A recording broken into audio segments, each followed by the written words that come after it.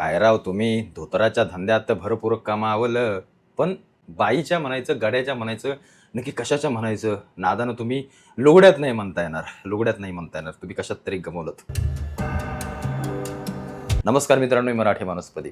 अशा काही गोष्टी अचानकपणे आढळतात. कुठं किरीट सोमय्यांचा काय उघडा व्हिडिओ काय येतो, कुठल्या मंत्र्याच्या बाईबरोबरचे संबंध काय बाहेर निघतात आणि तो खरात बाबा असल्या काही गोष्टी करतो की म्हणजे ह्या सगळ्या गोष्टी ऐकून आणि त्यातल्या त्यात हे राजकारणी जेव्हा सामील होतात ना, हे ऐकून तर खरोखर तळपायाच्या मस्तकात जाण्याचा विषयच नाही काही. ते सोडून द्या, ती अशी जाते त्यांच्याकडे बघून अशी जाते, कारण त्यांची लायकी आहे ना, लायकी राजकारण्यांची ती अशा पद्धतीची आहे.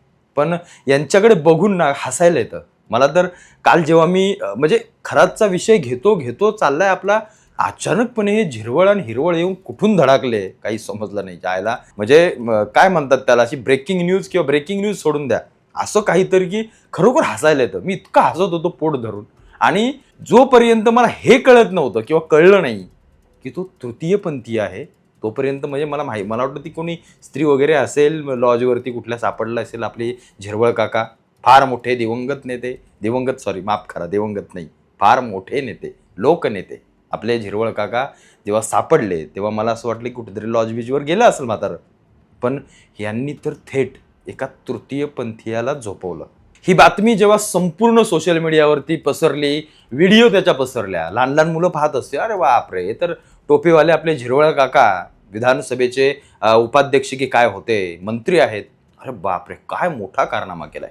विधानसभा त्यांच्या क्षेत्रामध्ये काय विकास चाललाय, काय भयंकर विकास. नरहरी झिरवळांसारखा एक जुन्या मतांचा माणूस, म्हणजे माझ्यासारखी टोपी. आता माझ्यासारखी टोपी म्हणजे काय, ही टोपी मराठी माणसाची, आपल्या वारकऱ्यांची, आपल्या महाराष्ट्राची अस्मिता असणारी. जसा आपला फेटा आहे जो आपलं शौर्य दाखवतो, तशी ही टोपी आपली वारकरी परंपरा दाखवते. त्या टोपीच्या खाली हा बाबा काय काय करतायत. म्हणजे मला आता मी टोपी घातल्या पण मला असं कधी कधी वाटतं, चायला ह्या आपल्याच लाईनीमधलं एखादं इकडे येऊन काय करतंय. या सगळ्या गोष्टी पाहता मनाला थोड्याशा वेदना झाल्या, थोड्याशा. म्हणजे एक गोष्ट लक्षात घ्या, या झिरवळांचं वय मला वाटतं 60च्या पुढं असेल, 60च्या आसपास किंवा 60च्या पुढं असेल. 60च्या पुढे गेल्यानंतर माणसाचा हातपाय हलत नाही, त्यांचं काय काय हलतं मला काय समजत नाही. एवढी ताकद यांच्यात अजून कसली काय राहिले. बस शिलाजीत खातात की काय. एखादा मंत्री आम्ही निवडून दिलेला, एखादा मंत्रिमंडळामध्ये बसलेला मंत्री, शासकीय त्याच्या कुठलं ते राहण्याचे काय ठिकाण असेल किंवा ते कुठला बंगला असेल किंवा काय दिलेलं घर असेल, त्याच्यावरती पार्टी काय करतो, एका तृतीयपंथीयाला सोबत झोपवतो काय, त्याचा व्हिडिओ व्हायरल होतो काय. या सगळ्या गोष्टी महाराष्ट्रासमोर आल्यानंतर अनेक जण त्यांच्यावरती टीका करतायत. आता या विषयाला दोन्ही बाजून पाहूया. नरहरी झिरवळांनी जी काय हिरवळ आणली होती, ती हिरवळ काय बाई नव्हती, तो बाप्याच म्हणायचा त्याला. म्हणजे ते तलवारीवर तलवार घासा, आता ते मीम्स वगैरे येतात त्याच्यामुळे मी तुम्हाला सांगतोय, त्या अशाच पद्धतीचं काहीतरी असेल ते सगळ्या गोष्टी. पण एक गोष्ट लक्षात घ्या, या लोकांची हिंमत किती आहे. या लोकांमध्ये मंत्री आहे, आपण जर एखादी गोष्ट लीक झाली किंवा बाहेर पडली तर आपली इज्जत जाईल, या गोष्टी त्यांना काही आहे का? निश्चित नाही आहे, खरंच काही नाही आहे. जर असं असतं ना, जर असं असतं तर खरात सारखी माणसं मोठी झाली नसती. जर असं असतं तर ही अशी लोक सगळ्या मंत्र्यांसोबत उभे राहून फोटो काढले नसत्या लोकांनी, एवढी हिंमत झाली नसती यांची. आता एक गोष्ट लक्षात घ्या, तुम्हाला मी सरळ स्ट्रेट फॉरवर्ड सांगू का, मी जेवढं फिरतो पाहतो, मला जेवढं समजतं ऐकायला येतं, हे सगळे राजकारणी आहेत ना, हे लॉज चालवतात, डान्स बार चालवतात. हे रात्र डान्स बारमध्ये बसतात.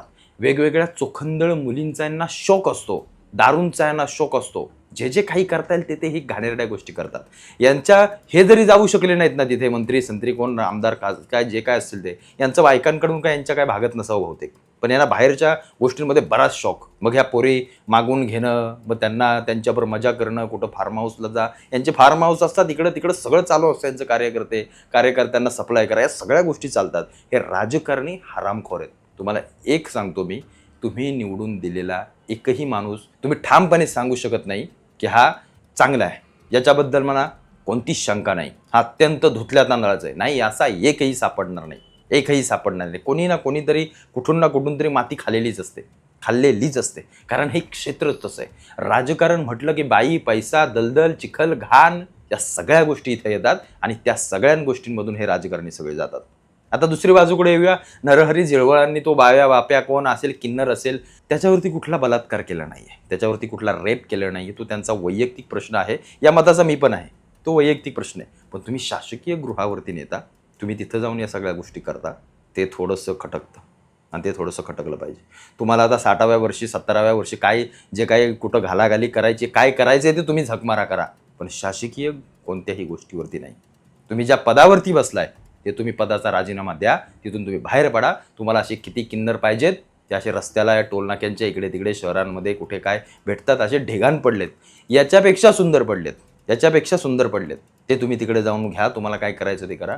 पण सरकारचं, महाराष्ट्र शासनाचं, राज्याचं नाव खराब झालंय संपूर्ण देशामध्ये. त्या खराबच्या प्रकरणानंतर जेव्हा असा मंत्री एखादा सापडतो तेव्हा आपसूक सरकारवरती बोटं आणि सरकारकडे पाहिलं जातं, घाणेरड्या नजरेने पाहिलं जातं. छत्रपतींच्या राज्याचं सरकार काय करतंय, बाया फिरवतंय, किन्नरांसोबत झोपतंय, हे असलं ऐकून राग येतो. म्हणजे या झिरवळांनी इतकी वर्ष 3-4 टर्म काहीतरी आमदार आहेत, ते 3-4 टर्मच्या आमदारकीवर त्या किन्नरने पाणी फिरवलं जायला आणि झिरवळ अडकून पडले. पण तो व्हिडिओ बाहेर आला, कुणी काढला, काय काढलाय विषय आपण दुसरी एखादी व्हिडिओ बनवूच, निश्चित बनवू. पण कसं असतं, आता तो सापडला तो चोर.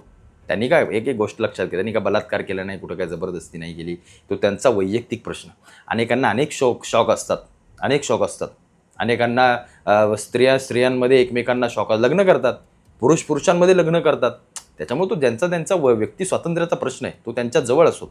त्यांनी काय असं काय चुकीचं आहे. पण एक मंत्री असल्यानंतर एक पॉलिटिकली जेव्हा रिव्हेंज या सगळ्या गोष्टी बाहेर पडतात ना, तेव्हा त्याच्या बातम्या होतात, त्याची न्यूज होते आणि या सगळ्या गोष्टी आपण ऐकतो, त्याची मजा घेतो, त्यांच्यावरती टीका केली जाते. निश्चित कुठे ना कुठेतरी राजकारण केलं जातं, त्याला वाढवलं जातं, ताणलं जातं, या सगळ्या गोष्टी केल्या जातात.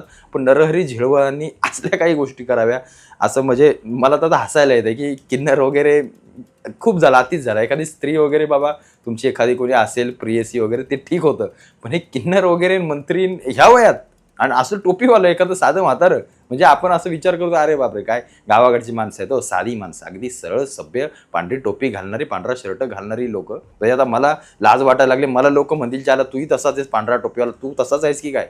अशा सगळ्या गोष्टी म्हणजे काय बोलू आणि काय नाही असं झालंय. पण पुन्हा एकदा सांगतो की म्हाताऱ्याने धोतराच्या याच्यामध्ये सगळं कमवलेलं, बाईच्या नादानं सगळं लुगड्यात गमावलंय, एवढं मात्र नक्की. आणि येणाऱ्या काळामध्ये झिरवाळांची हिरवळ आणि झिरवळ स्वतः राजकारणामध्ये दिसतील की नाही हे सांगू शकत नाही.